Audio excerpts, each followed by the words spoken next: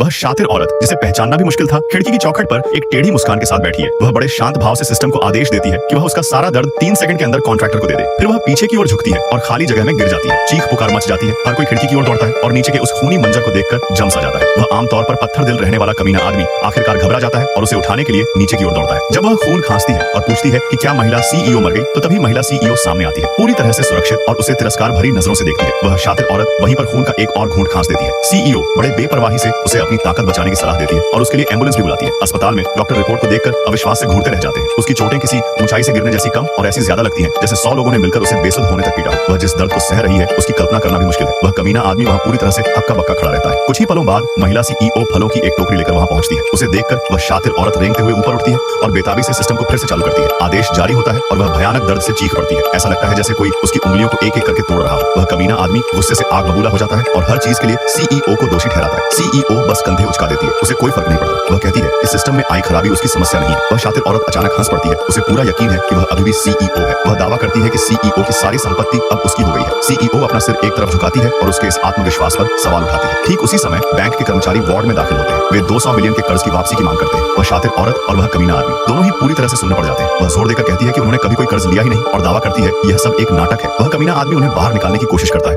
लेकिन उसे बड़ी आसानी से एक तरफ धकेल दिया जाता है। बैंक अधिकारी अपना बैज दिखाता है और पुलिस बुलाने की धमकी देता है। अभी भी अपनी हेकड़ी में चूर वह शातिर औरत खुद के खरबपति होने का शेख ही बघाड़ती है। बैंक वाले जवाब में कर्ज के दस्तावेज जोर से मेज पर पटक देते हैं। तभी उसे सच्चाई का एहसास होता है। वह आलीशान अपार्टमेंट असल में एक नाकाम प्रोजेक्ट था। 3 कंपनियां दिवालिया होने की कगार पर हैं। कुल कर्ज 200 मिलियन है। वह कमीना एक आने वाले आईपीओ लॉ फर्म का झांसा देकर ब्लफ करने की कोशिश करता है। बैंक बेरुखी से खुलासा करता है कि वह तो बस एक खोखली कंपनी है जिस पर 50 मिलियन का कर्ज। अगले भाग के लिए जल्दी कमेंट में यस लिखे।